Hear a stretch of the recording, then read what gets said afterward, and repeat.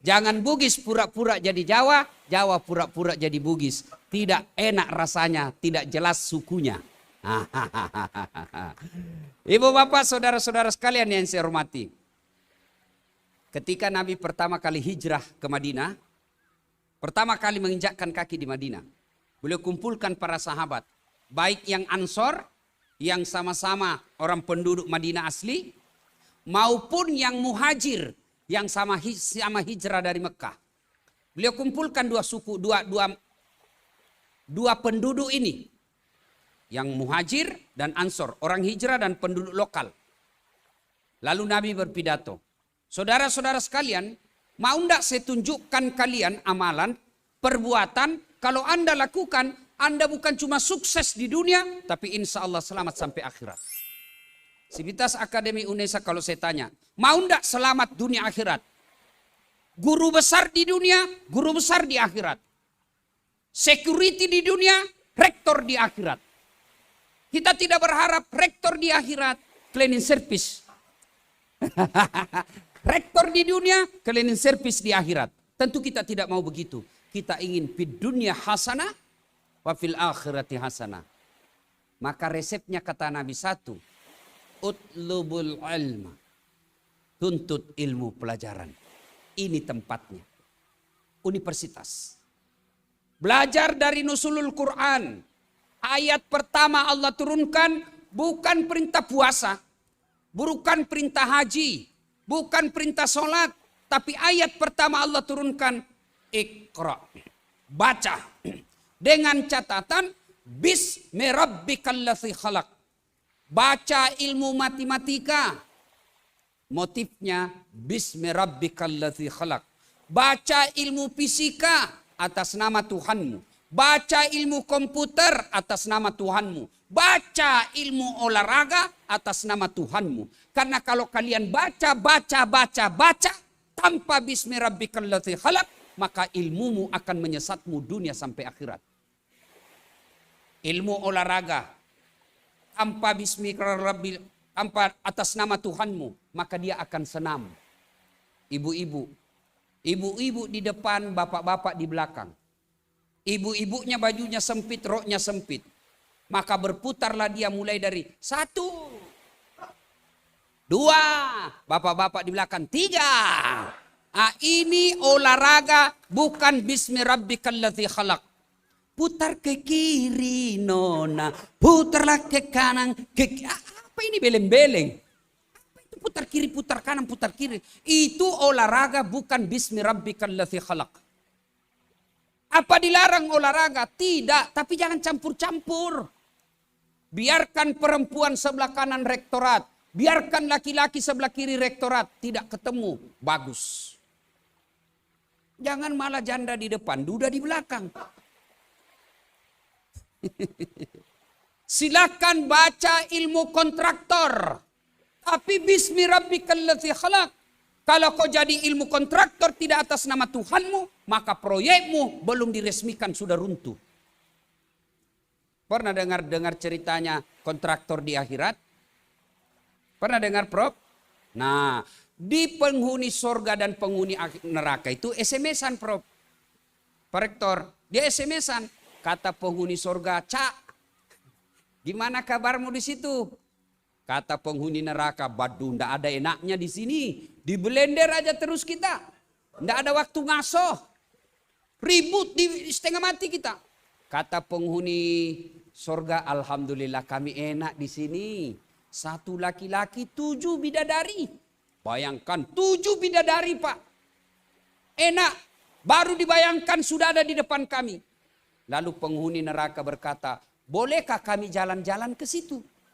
Kata penghuni sorga, silakan. Bagaimana caranya? Gampang. Penghuni neraka kan kreatif, Pak. Banyak pikirannya. Gampang, kata penghuni neraka. Gimana caranya? Kami bikin jembatan dari neraka, kamu juga bikin jembatan dari sorga. Kita ketemu di tengah. Setuju? Setuju. Lelang proyek. Keluar pemenang tender. Waktu pekerjaan 3 hari. Hari pertama, jembatan dari neraka sudah selesai 50%. Hari kedua, tuntas 70%. Hari ketiga, cepat, tepat efisien. Selesai. Proyek dari neraka belum mulai. Dilihat-lihatlah dari neraka. Kenapa proyek dari sorga belum mulai-mulai? Belum bergerak-gerak proyeknya. Berteriaklah penghuni neraka. Mas bro, kenapa belum kau mulai proyekmu? Kami sudah sampai di tengah sesuai perjanjian. Kok belum kau mulai? Kata penghuni dari sorga. Bagaimana mau dimulai? Kontraktor, pengawas, panitia, pemborong ada semua di situ.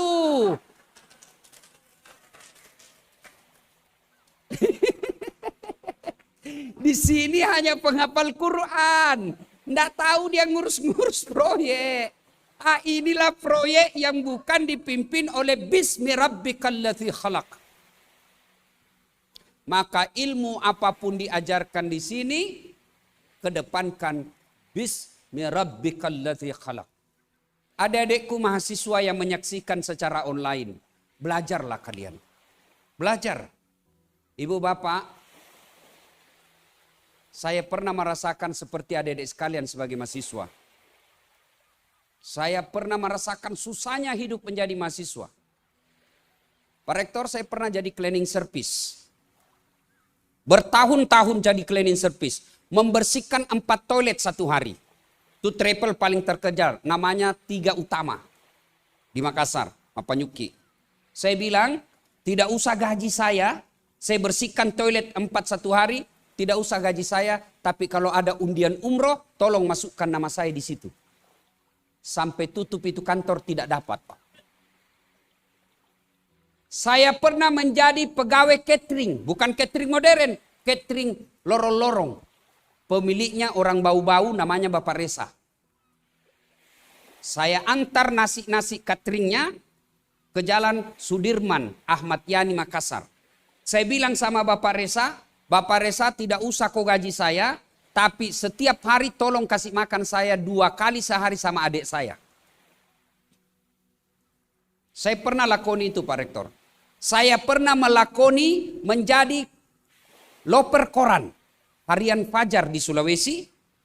Sudah sholat subuh, saya bawa raitu langganan harian Fajar, keliling-keliling pakai sepeda BMX. Dicuri pula sepeda saya. Sampai sekarang saya belum tahu siapa yang curi itu sepeda saya. Kurang ngajar. Saya pernah rasakan dihina di kelas saya. Itu setiap saya mau masuk mengajar di kelas itu, PIS 3, lantai 2 Universitas Hasanuddin. Setiap saya masuk ruang 207. Saya selalu teringat di ruang inilah saya pernah dihina senior saya. Saya keluar dari kelas belajar, dia tunjuk saya senior saya. Dasat, kau tidak malu-malu itu bajumu semua cakar. Cakar itu rombengan. Baju bekas kita beli. Kalau di toko terhormat 100.000 satu, ini 100.007 masih bisa ditawar. Itu rombengan namanya. Saya ditunjuk, kau tidak malu rombengan semua bajumu. Saya hanya berdoa, ya Allah berikan saya umur panjang supaya saya bisa berbuat baik sama ini kawan saya. Saya waktu kuliah dan sekolah, saya tinggal ngontrak Jalan Harimau, jalan kaki Pak ke Jalan Cakalang. Itu kurang lebih 4 kilo. Tiap pagi. Jalan kaki pergi sekolah Pak. Kuliah saya pun sering jalan kaki. Kalau ada kuliah saya pagi dan ada juga kelas sore, saya tidak pulang. Sebab apa? Ongkos transport. Maka tinggallah saya menunggu waktu sore di masjid. Tidak makan juga karena terbatas duit. Tapi saya tidak pernah putus asa. Saya ingat pesan bapak saya sebelum saya merantau. Bapakmu miskin, orang tuamu miskin, tapi Tuhanmu maha kaya. Lalu pesan saya, bapak saya bilang begini. Nak, tidak ada sepupumu orang kaya. Tidak ada sepupumu pejabat. Tidak ada yang bisa bantu kau kecuali Allah. Bagaimana caranya Pak? Jangan pernah kau lewati sholat duha dalam sehari. Itulah yang saya amalkan sampai detik ini. Alhamdulillah, Pak Rektor bukan mau takabur. Buat adik-adik saya menyaksikan secara online. Motivasi buat kalian yang susah ekonomimu. Alhamdulillah. Bicara soal gelar, jarang-jarang punya gelar seperti Das Atlati. Cuma tidak ditulis di sini. Gelar saya doktor. Dasat Latif, SSOS, SAG, MSI, PhD. Doktor saya 2. Doktor saya 2. Mungkin banyak orang doktornya 2.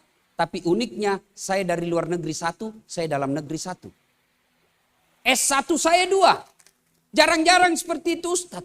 Ada Ustadz banyak doktornya juga. Tapi belum tentu 2. Belum tentu beda disiplin ilmu. Alhamdulillah dengan izin Allah. Coba. Kawan saya, Prof, yang pernah menghina saya soal baju, ini Ramadan sekarang tahun ke-9 setiap Ramadan saya kasih zakat. Alhamdulillah. Kalau dulu saya jalan kaki, Pak, pergi kuliah, ini motivasi buat adik-adik yang menyaksikan secara online.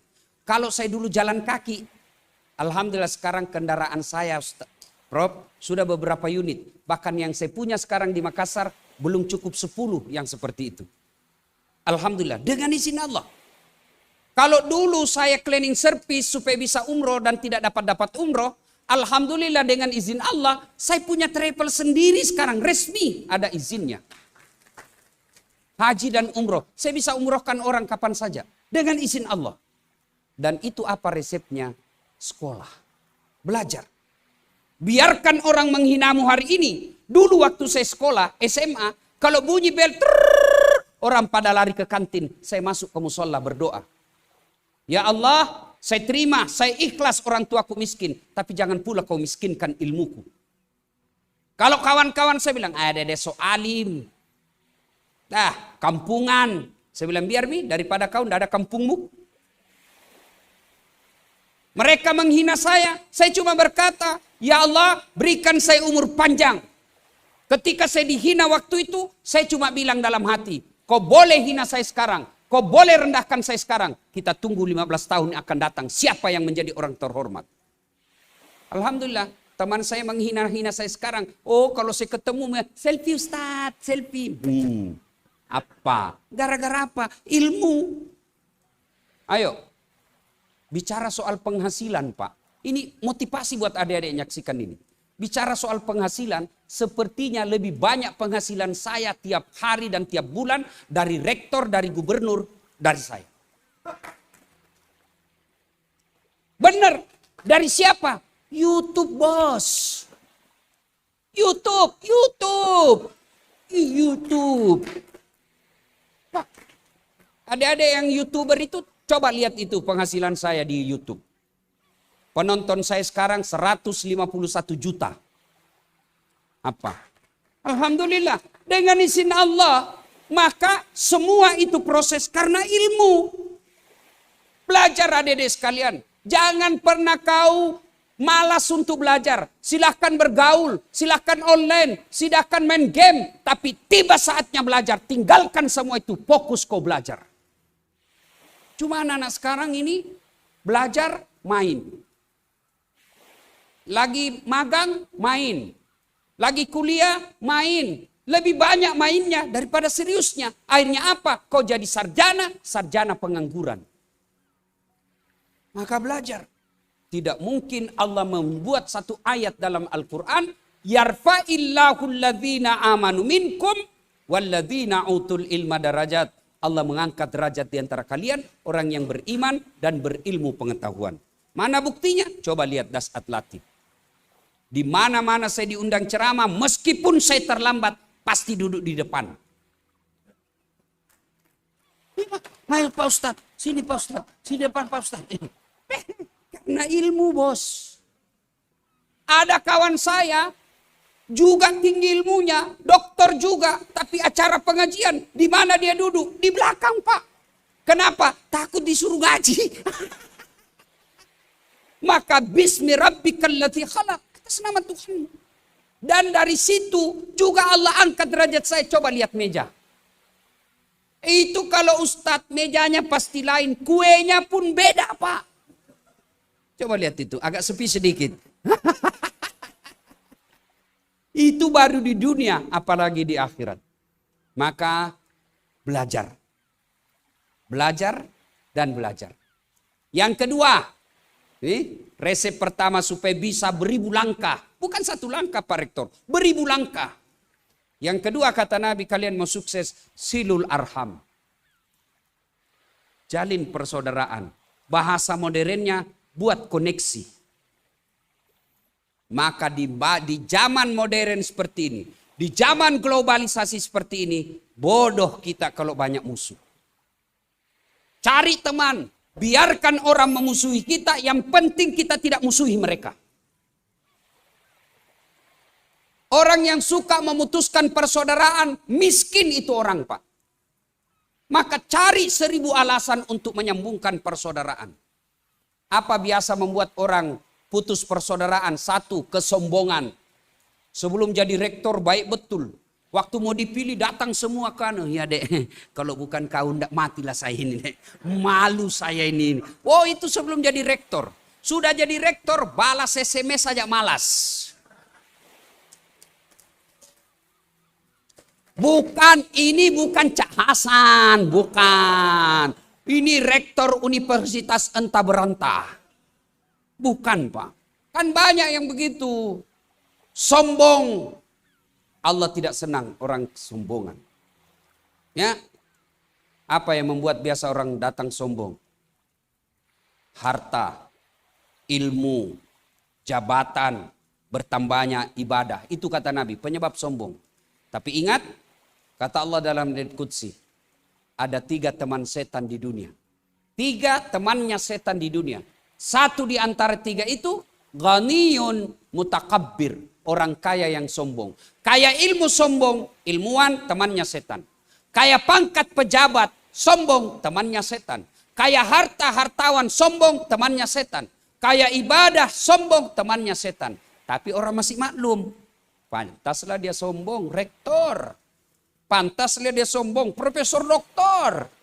Pantaslah dia sombong, dia kaya. Pantas dia sombong, dia terkenal.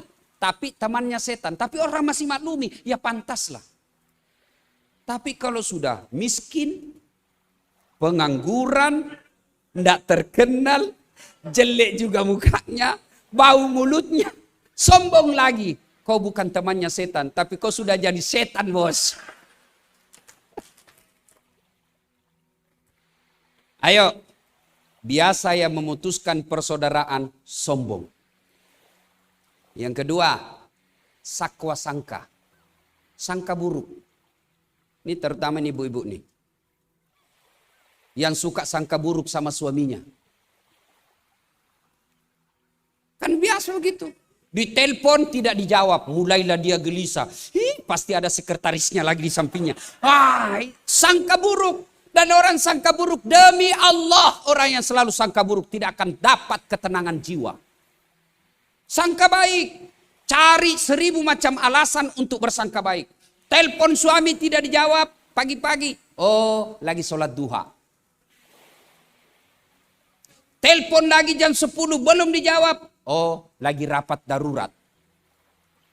Telepon jam 12 belum dijawab. Oh, sholat duhur berjamaah. Asar lagi ditelepon. Oh, ketiduran. Tidak dijawab-jawab. Berarti dilupa HP-nya ini. Tiba-tiba masuk WhatsApp teman. Saya lihat suamimu bonceng cewek cantik betul. Oh, berarti suamiku lagi nge-grab. Nah, tenang perasaan. Jangan sangka buruk.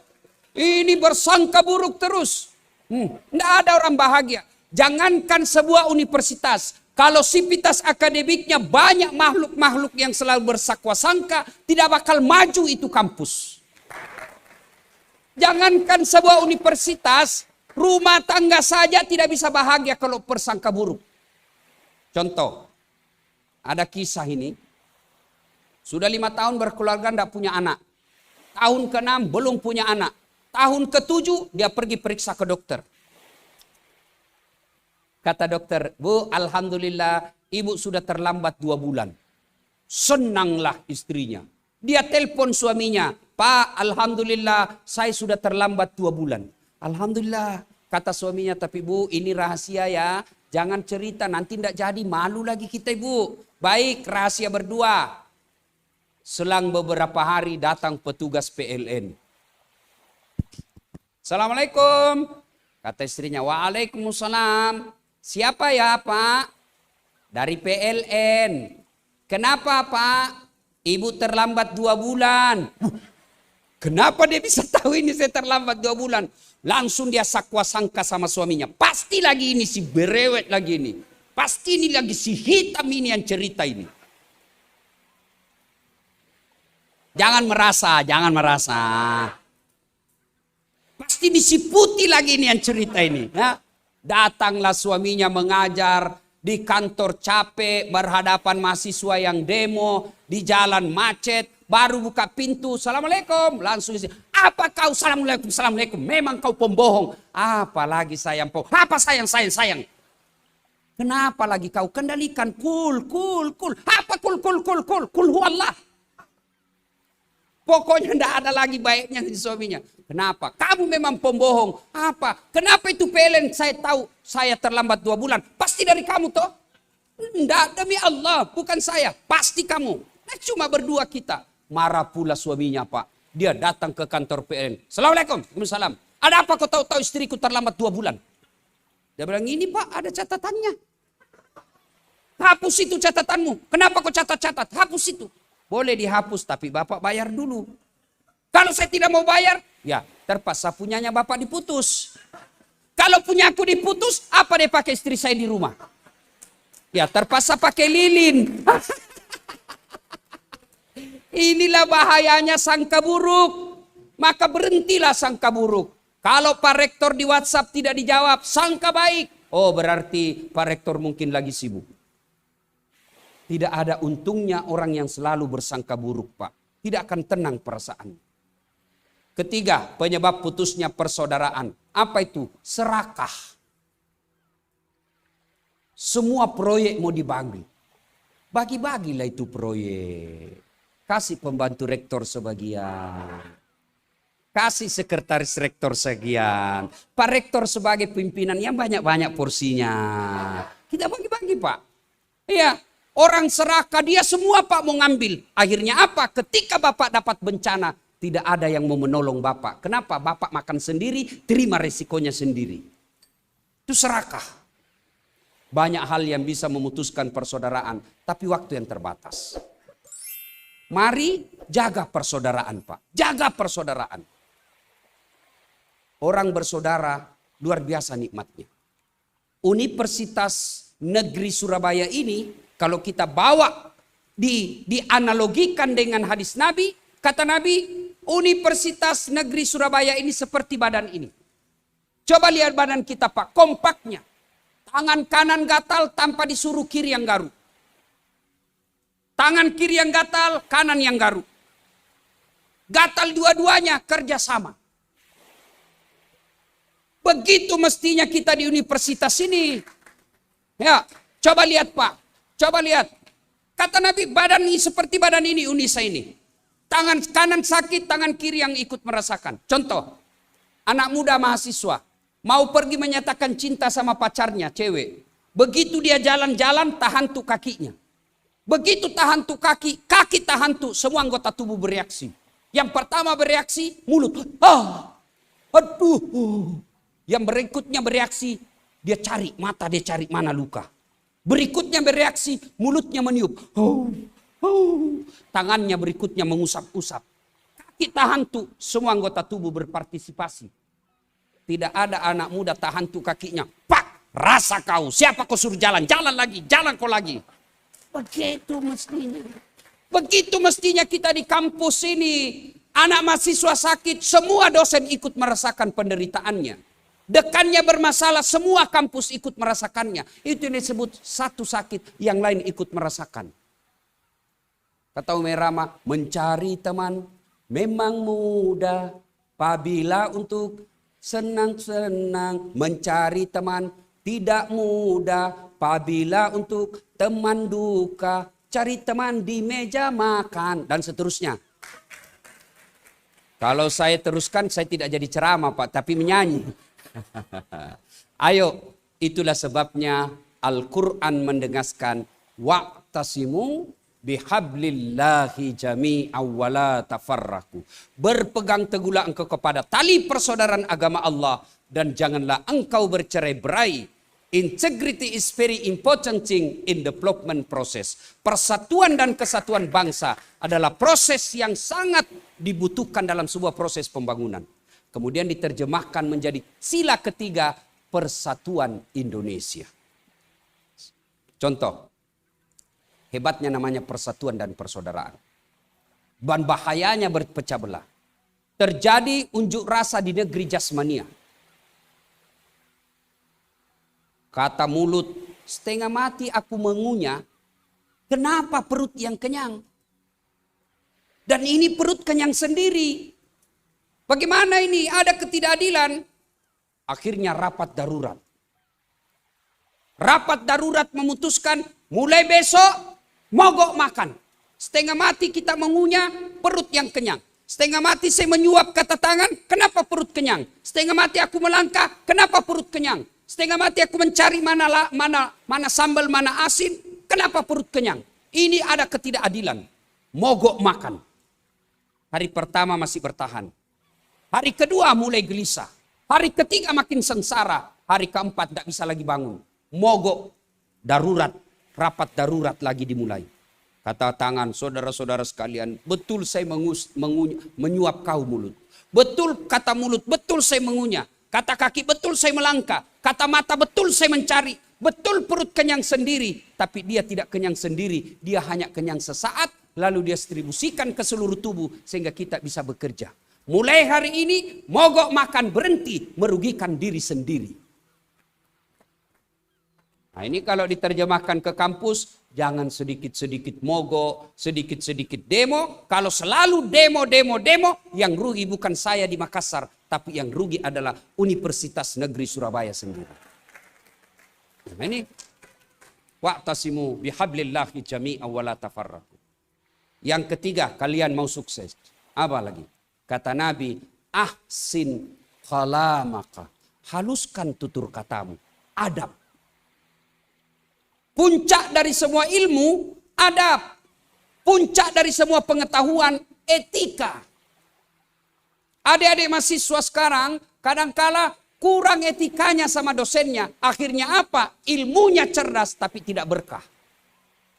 Mana contohnya? Zaman Ustadz saya kuliah, mau ketemu dosen, itu kita harus punya etika. Kita datang ke rumahnya, kita tahu bahwa susah didapat ketika siang, maka kita datang sudah sholat subuh, sudah menunggu di depan pagar, duduk sambil menunggu dan kita ikhlas. Dia buka, belum tentu diterima. Istrinya dulu, kenapa dek? Mau ketemu sama Pak dosen. Sudah janjian? Sudah. Tapi ya enggak tahu beliau sedia atau tidak. Karena dulu enggak ada WhatsApp, enggak ada SMS. Ketemu kita dosen, kita dimaki-maki, dimarah-marah. Tidak pernah kita dendam. Mahasiswaku sekarang Pak Rektor, dia WhatsApp saya. Assalamualaikum Pak Ustadz. Waalaikumsalam dek. Saya mau konsultasi skripsi. Kira-kira jam berapa Ustadz bisa? Saya ada di kantor jam 11 dek.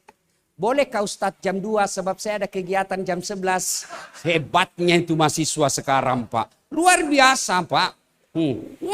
Makanya cerdas, brilian, tapi dicabut berkahnya oleh Allah. Akhirnya apa? Dia sarjana tapi sarjana pengangguran. Etikanya tidak ada. Kita dulu, meskipun kita tidak sependapat dengan dosen, tidak kita bantah dan tidak kita permalukan karena kita punya adab. Sekarang anak mahasiswa la haula wala quwata illa billah. Kita mengajar, dia gosip kita di grupnya Pak. Coba lihat itu Pak dosen, bahasa keteknya. Bahasa baju kita Pak, diperhatikan semua itu Pak. Coba lihat itu ibu dosen, enggak serasi kudungnya sama roknya. Dia bilang iya kayak umbul-umbul. Coba. Di gosipnya semua dosen. Nah, adik-adik sekalian, ahsin kalamak. Haluskan tutur kata itu adalah adab. Itu ada sopan santun, tata krama, ya. Adik-adik sekalian, ya itu sopan santun. Tutur kata yang lembut. Kita juga jadi dosen, jangan sampai mentang-mentang jadi pendidik kasar ngomongnya. Saya Pak, kalau mahasiswa saya salah, saya terapkan hukum tanpa kasar. Adik-adik sekalian, kita mulai minggu depan, karena saya sebelum menerapkan aturan, saya ajak dulu diskusi. Ini peraturan kita selama kuliah. 1 jam 8.00 sampai pukul 10.15 jam kuliah kita. Gimana, setuju? Setuju. Oke, enggak boleh diganggu ya. Oke, saya toleransi 15 menit. Kalau saya terlambat setelah 15 menit, kau pulang. Begitu juga kalau kau terlambat, enggak boleh masuk. Saya bikin dulu. Apalagi etikanya, selama dalam kelas, kau tidak boleh pakaian seksi yang cewek. Kenapa Ustaz? Kau enak, saya setengah mati. Saya bilang begitu Pak Rektor, saya terang-terangan. Ya pastilah Pak, barang bagus. Kau sembunyi aja dicari, apalagi kalau memang sudah gratis. Ini kan. Setuju? Oke, adik-adik mahasiswa yang cowok tidak boleh pakai baju kaos. Begitu saya hargai ini kelas, saya pakai gamis masuk di kelasmu. Oke, setuju? Setuju. Kalau ada tidak setuju, boleh. Yang penting ada argumentasinya yang masuk akal. Saya ajak ngomong diskusi. Sudah, tiba saatnya jam kuliah. Assalamualaikum. Waalaikumsalam. Dek. Jam berapa sekarang? Jam 8.20 Ustaz. Jam berapa perjanjian masuk? 8.00 Ustaz. Berarti melanggar toh? Silahkan tutup pintu, kau tunggu saya dari luar. Dia tidak masuk tanpa melukai perasaannya. Kadang-kala kita dosen ngomong kasar. Saya sudah bilang toh, jam 8 masuk, keluar kau. Maka dia kempeskan bar motor kita Pak di luar. Jadi menerapkan hukum tidak harus melanggar etika. Ahsin kalamak, haluskan tutur katamu. Terutama adik-adik, tutur kata yang sopan kepada orang tua. Demi Allah, tidak ada kesuksesan dan kejayaan anak mahasiswa yang kurang ajar sama orang tuanya. Tapi anak-anak kita sekarang Pak, sopan sama pacarnya, kurang ajar sama bapaknya. Ya, kalau sama bapaknya itu kurang ajar betul Pak. Apa? Kolot. Itu kan dulu. Bapak itu dulu. Sekarang lain lagi dong. Dinasehati malah lawan bapaknya. Sekali cowoknya, terserah abang aja deh. Saya ikut. Beleng-beleng.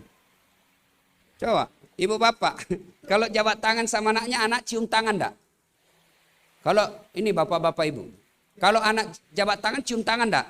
Enggak percaya saya Pak. Yang namanya cium tangan, kalau saya jabat tangan ibu saya cium dulu pundaknya. Punggungnya, baru belakangnya 2 kali. Itu namanya cium tangan. Sekarang anak-anak kita enggak dia cium Pak, di sliding. Iya Pak. Beleng-beleng. Coba, pantas anak-anak kita sekarang tinggi sekolahnya, tapi berkahnya dicabut oleh Allah Subhanahu wa taala. Enggak ada sopan santun sama ibu bapaknya. Termasuk bapak ibu dosen. Hormati ibu bapak kita. Ya. Saya setiap apapun keputusan yang saya mau ambil, saya tanya ibu saya. Tentu dari nama Sebugis. Ibu saya tidak ada sekolahnya Pak Rektor. Saya tinggi sekolah, alhamdulillah. Tapi tidak mentang-mentang saya tinggi sekolah, saya tidak tanya ibu saya. Untuk apa saya tanya? Mak, saya mau beli ini. Menurut mak bagaimana? Ibu saya bilang, kenapa saya kau tanya nak? Nah kau lebih tinggi sekolahmu dari saya. Kau lebih tahu dari saya. Tapi apa yang saya harapkan? Ridanya orang tuaku.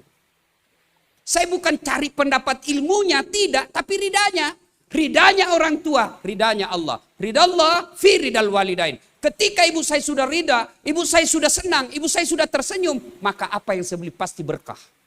Karena orang tua saya sudah senang. Itu caranya. Bapak mau naik pangkat, mau naik karir, enggak usah cari muka sama Pak Rektor. Capek Pak. Siapa? Ya, Pak.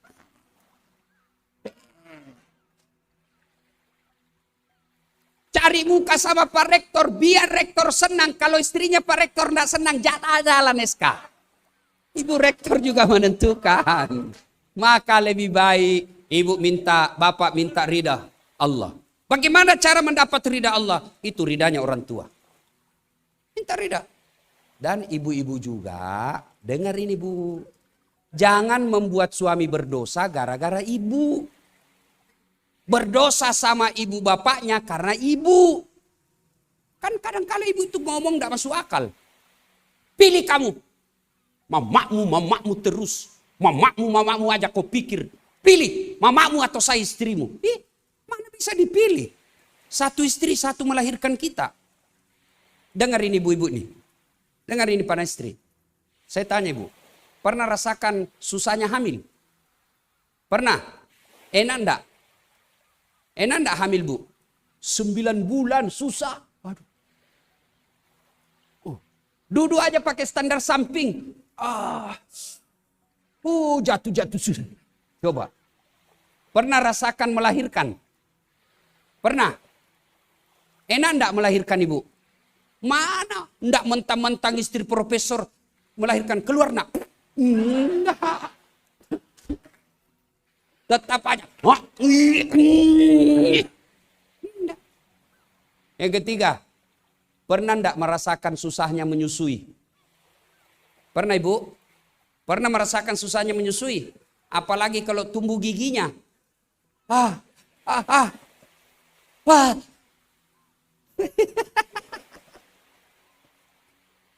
Apa kalau ibu menyusui? Kok gigit saya kurang ajar? Enggak dibujuk. Lepas nak. Siang anaknya, malam bapaknya. Coba. Inilah 3 penyebab kenapa ketika Nabi ditanya, ya Rasulullah, setelah Allah dan Rasulnya saya mentaati siapa ya Rasul? Kata Nabi, ibumu. Setelah itu siapa ya Rasul? Ibumu. Setelah itu siapa? Ibumu. Setelah itu bapakmu. Ibu, bapak. Berarti 3 ibu, 1 bapak. Setuju? Setuju? Nah, ibu sakwa sangka lagi nih bu. Ini ibu bersangka buruk lagi. Saya kan coba bilang, ibu, bapak. Berarti 1 bapak, 3 ibu. Bukan 3 istri. Nah, itulah penderitaannya seorang ibu. Sekarang ibu-ibu mohon jawab dengan hati nurani. Siapa yang mengandung suami? Ibunya. Siapa yang melahirkan suami? Ibunya. Siapa yang menyusui suami? Ibunya. Siapa yang membesarkannya? Ibunya. Dan sekarang siapa yang terima gajinya suami? Siapa? Istri. Makanya jangan bilang pilih ibumu atau bapak. Saya istrimu. Tidak mungkin bisa dipilih. Maka jangan buat suami berdosa kepada ibunya gara-gara takut sama istrinya. Dia bilang mengamuk Ustadz. Ada di sini suami takut sama istrinya.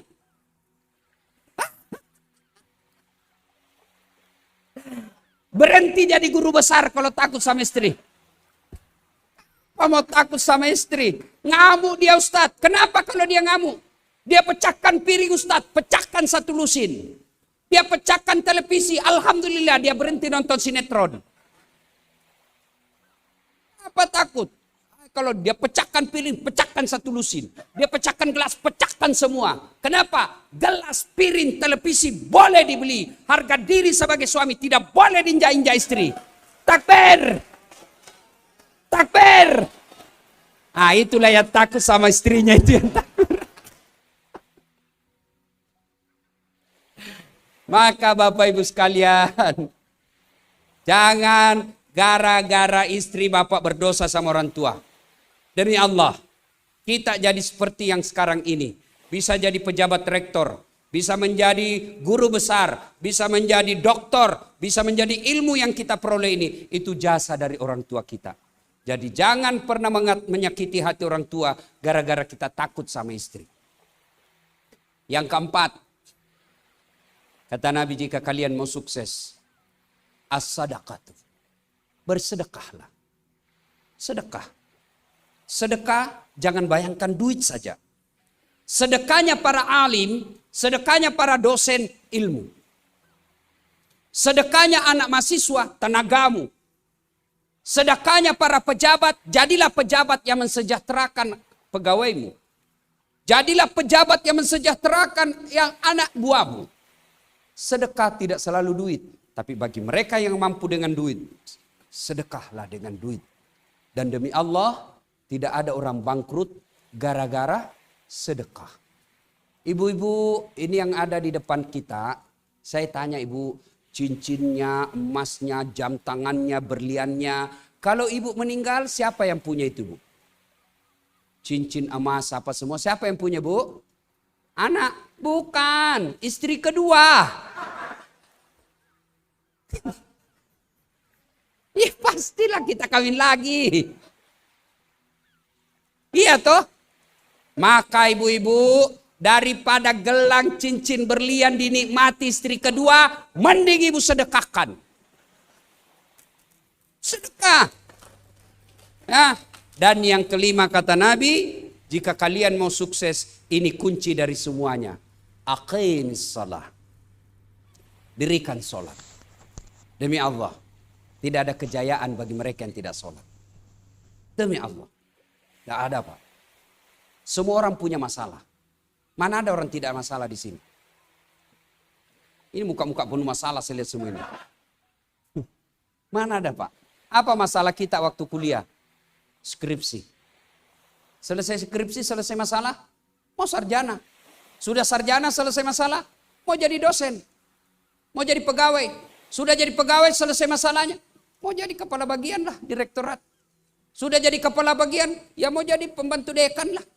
Mau jadi dekan, sudah jadi dekan, mau jadi pembantu rektor. Sudah jadi rektor, mau 2 periode.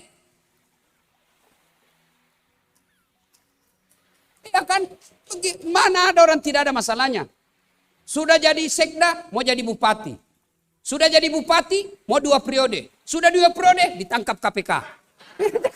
Tidak ada masalahnya. Semua orang punya masalah. Maka Allah tidak mengatakan, Cak Hasan, kalau mau 2 periode, yuk cari muka dulu deh sama menteri. Tidak. Dasat, kalau kau mau sukses, kau cari muka dulu deh sama gubernur. Tidak. Kalau kau mau sukses, kau jadi profesor dulu. Tidak. Allah cuma minta 2.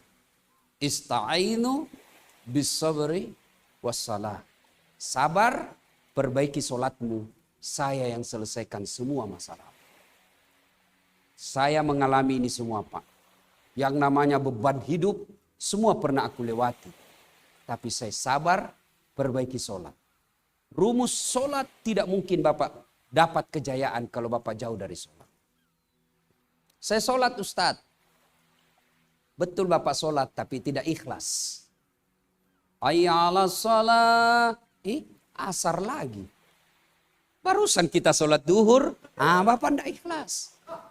Saya sholat Ustadz. Betul Bapak sholat, tapi tidak ikhlas. Mana buktinya? Itu juga celananya dipakai ngajar, dipakai tidur, dipakai main futsal, dipakai masuk toilet, dipakai lagi sholat. Apa salah? Tidak. Tapi itu bukti Bapak tidak ikhlas menghadap kepada Allah. Saya sholat Ustadz. Betul Bapak sholat tapi main-main.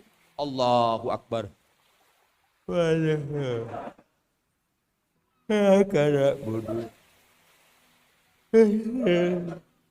Malik yaumin. Bapak ketawa karena membayangkan diri sendiri. Sholat Allahu Akbar. Mana ada yang ngajarkan kita sholat gitu? Ayo jujur nih. Gimana sholat kita mau baik? Ayo, ada berapa rukun sholat Pak? Ayo di meja sana dulu Pak. Berapa rukun sholat? Ayo berapa Pak? Berapa? Tuh. Oh, ibu-ibu di sini berapa rukun sholat? Berapa? Ini bukti gimana kita sholat kita mau baik. Rukun sholat saja kita belum paham. Rukun sholat 13. Ayo. Maka mulai malam ini, ayo evaluasi kembali sholatnya Pak. Kecil buat Allah jadikan Bapak rektor. Kecil. Kecil buat Allah jadikan Bapak guru besar. Kecil buat Allah. Allah cuma ucapkan kun fayakun. Jadi bos. Jangankan Bapak yang jadi dosen, punya jalan untuk jadi profesor, punya jalan jadi dekan, semua punya jalan. Yang tidak ada jalannya saja kalau Allah mau pasti jadi. Masuk akal enggak perempuan enggak pernah disentuh laki-laki bisa hamil? Masuk akal? Kalau Allah mau Siti Maryam enggak pernah disentuh laki-laki, hamil melahirkan Isa alaihissalam. Cuma banyak sekarang perempuan mau saingan Siti Maryam. Hamil enggak ada suaminya, beleng-beleng. Masuk akal enggak bapak-bapak manusia hidup dalam perut ikan? Enggak. Tapi kalau Allah yang mau, Yunus alaihissalam 40 hari dalam perut ikan. Masuk akal enggak manusia dibakar dalam api yang sangat besar. Satu lapangan besar api menyala-nyala. Lempar masuk ke dalam manusia, pasti mati. Tapi kalau Allah yang mau, dingin dia. Kun fayakun. Allah perintahkan. Api, dingin kau selamatkan Ibrahim. Ibrahim keluar kedinginan dalam api. Kalau Allah mau. Apalagi sekedar cuma lunas utang. Punya mobil. Punya gelar kecil men. Kecil. Allah cuma minta, aqimis salat, dirikan solat, saya selesaikan semua masalah. Maka ibu bapak saudara-saudara sekalian, mari tingkatkan kecintaan menuntut ilmu. Haluskan tutur kata, perbaiki adab. Jalin persaudaraan di antara kita. Lengkapi dengan sedekah, tapi jangan lupa, semua itu tidak ada artinya ketika bapak tidak mendirikan solat. Akhirnya 5 resep ini mari malam ini mulai kita terapkan. 2-3 bulan yang akan datang lihat efeknya dalam universitas kita. Demikian semoga ada manfaat. Lebih dan kurangnya mohon dimaafkan. Assalamualaikum warahmatullahi wabarakatuh.